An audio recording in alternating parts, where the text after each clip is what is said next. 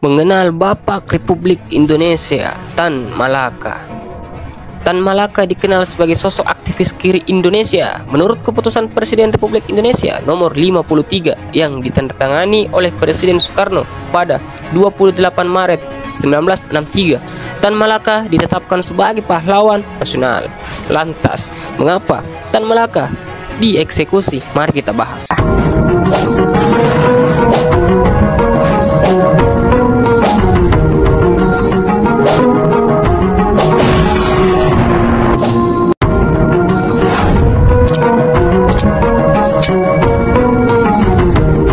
Dikenal sebagai Bapak Republik Indonesia, berikut biografi singkat Tan Malaka dari penjara ke penjara. Profil Tan Malaka. Ibrahim, gelar Datuk Sultan Malaka atau dikenal sebagai Tan Malaka, lahir pada 2 Juni 1897 di Desa Nagari Pandam, Gadang, Kabupaten Agam, Sumatera Barat. Dia lahir dari pasangan Rasad Caniago dan Sinah Sinabur dengan nama asli Ibrahim. Gelar adat kehormatan Datuk Tan Malaka baru diperoleh pada tahun 1913 melalui upacara adat. Tan Malaka mendapat kesempatan untuk masuk ke sekolah guru pribumi satu-satunya di Sumatera di Bukit Tinggi hingga lulus pada tahun 1913. Tan Malaka melanjutkan pendidikan ke Belanda. Beliau mendapatkan pandangan mengenai dunia luar dan mengalami perubahan drastis dalam pola pikirnya. Dia banyak mempelajari tentang sosialisme dan komunisme.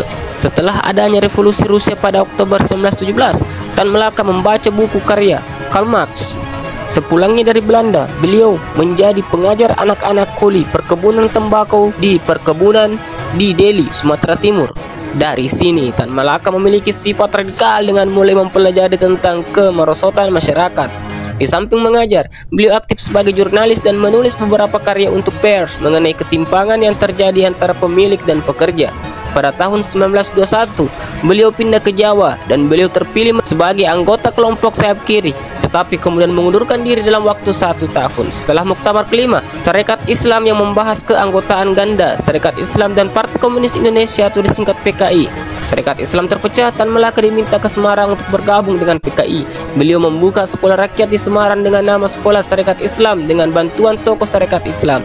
Selain terjun di dunia politik sekaligus mengajar, Tan Malaka juga aktif menuliskan pemikirannya. Setelah Semaun meninggalkan Hindia Belanda pada bulan Oktober 1921, Tan Malaka menjadi ketua PKI pada bulan Desember 1921. Gaya kepemimpinan Tan Malaka lebih radikal dibandingkan Semaun. Pada bulan Februari 1922, Tan Malaka ditangkap dan diasingkan ke Kupang yang kemudian dipindahkan ke Belanda. Tahun-tahun setelahnya, beliau banyak berpindah-pindah negara. Beliau berpindah dari Thailand, Tiongkok, Hong Kong hingga Singapura dengan berbagai macam nama samaran. 20 tahun kemudian, pada tahun 1942, beliau kembali ke Indonesia. Tan Malaka mendirikan Front Perjuangan atau Aksi Bersatu pada Januari tahun 1946.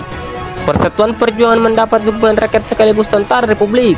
Setelah dituduh melawan kebijakan pemerintah Indonesia yang baru, beliau dipenjarakan pada tahun 1946. 2 tahun setelahnya atau setelah pemberontakan PKI Madiun, beliau dibebaskan. Tan Malaka merintis pembentukan Partai Murba, tetapi tidak berhasil menarik banyak pengikut. Setelah itu, beliau melarikan diri dari Yogyakarta ke pedesaan Jawa Timur. Pada tahun 1949, beliau ditangkap dan dieksekusi tembak di Kediri. Selama puluhan tahun makamnya tidak diketahui. Peneliti Belanda Harry Voss menemukannya di kaki Gunung Wils, Selopanggung, Kecamatan Semen, Kabupaten Kediri. Pada 16 Februari 2017, keluarga menjemput dan memindahkan jasad Tan Malaka ke tanah kelahirannya di Nagari Pandam, Gadang, Kabupaten 50 Kota, Sumatera Barat.